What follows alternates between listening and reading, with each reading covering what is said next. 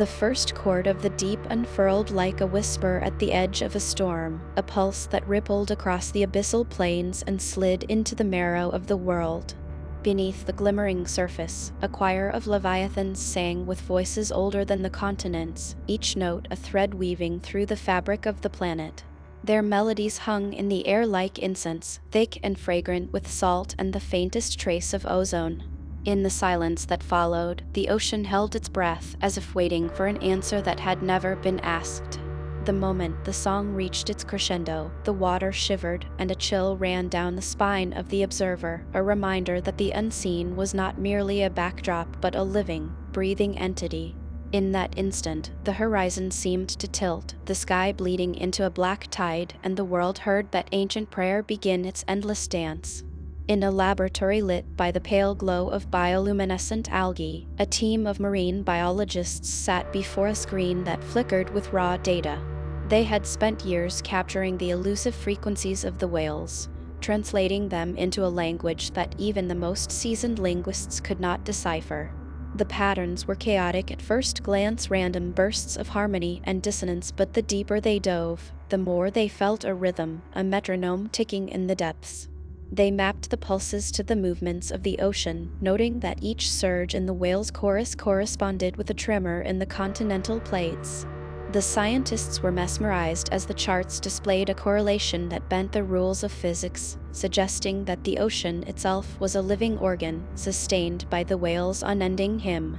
It was as though the ocean were a vast cathedral, and the whales the devoted choir whose song kept the gates of the underworld shut.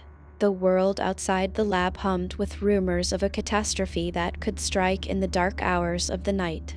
Meteorologists reported anomalous swells in the Atlantic, a swell that would not be broken by any known storm. In the cities, a sense of dread settled like a blanket over the streets, a slow suffocation of hope. The marine biologists, now the only guardians of this hidden truth, found themselves under pressure from governments that wanted to ignore the warnings, and from corporations eager to mine the deep for resources. They had a choice: to hold the knowledge they possessed or to let the ocean's secret fall into the hands of those who saw it only as a commodity.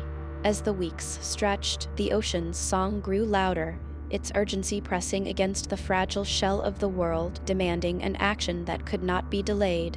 The conflict erupted when the ocean itself began to change, as if the song were faltering. The whales, sensing the shift, started to swim in erratic circles, their melodic patterns breaking apart into frantic dissonance. The lab's monitors flickered with warnings, water temperatures spiked, currents reversed, and the once calm depths turned into maelstroms that threatened to tear the planet apart. The biologists were confronted with a realization that if the whales could no longer sing in harmony, the underworld's grasp would grow heavier, pulling the oceans downward into a chasm beneath the earth. As the pressure mounted, a small team of scientists prepared to embark on a perilous voyage to the deepest trenches, to speak with the creatures whose song held the balance. Their mission became a race against time, against an invisible enemy that whispered in the language of the sea. In the heart of the abyss, where light could not reach, the whales gathered in a cathedral of darkness, their bodies illuminated by the faint glow of bioluminescent plankton. The choir sang, and the resonance filled the cavern with a sound so deep it rattled the bones of the ship that had dared to follow.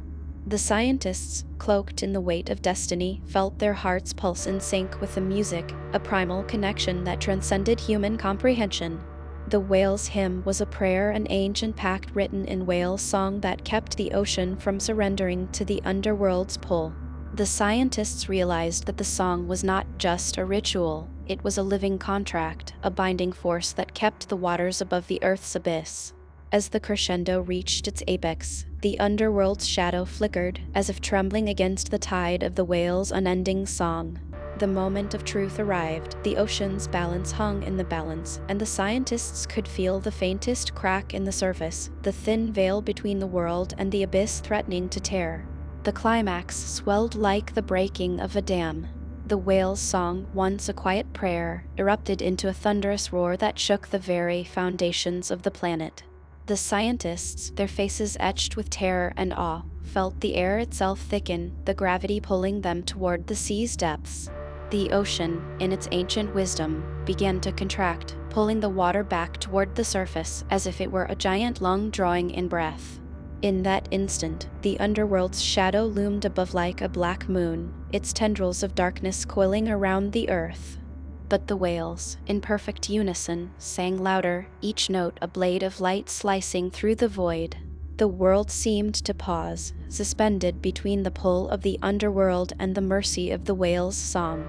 The scientists could hear the song echo through the bones of the planet, a chorus of hope that threatened to outlast the darkness. In the aftermath, the world felt a new, unspoken gravity. The ocean's song, now fully understood as a prayer, had saved the planet from an ancient cataclysm. The sea, once a silent abyss, was now a living entity that communicated through music, and its guardians were more than mere explorers, they were the keepers of a covenant that spanned centuries. Governments, humbled by the crisis, began to revere the ocean, imposing new laws that protected the depths and its majestic inhabitants. The biologists, now mythic figures, shared their knowledge, urging humanity to listen to the song and to respect the pact. The ocean's hymn became a new rhythm for humanity, a reminder that every action, every song, carries the weight of a world, and that in the darkest depths lies a light that must never be silenced. Years turned into decades, and the world adapted. Children grew up hearing the ocean's lullaby, a gentle reminder that the seas were not simply a resource but a living, breathing entity. The whales continued their endless prayer, a silent vigil against the forces that lurked below. The underworld, though ever present, receded, its dark tendrils held at bay by the unbroken harmony of the oceanic choir. The story of the scientists, the whales, and the world's narrow escape became a legend, a cautionary tale that warned against the hubris of those who would forget that the greatest mysteries of the world are sung in the quiet places where no one can hear. In the quiet twilight of a world that had almost been lost, the ocean's song continues. The whales sing in unison, their voice is a continuous prayer that keeps the oceans from draining into the underworld. The world, forever changed, now listens with reverence to the deep's eternal hymn.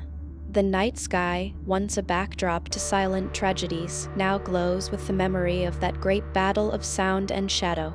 And as the tide laps against the shore, a new generation learns to hear the ancient melody, to know that the ocean's pulse is the pulse of the earth itself, and that the most profound prayers are those sung in the deep, far below the surface, where the underworld waits patiently for the song to cease.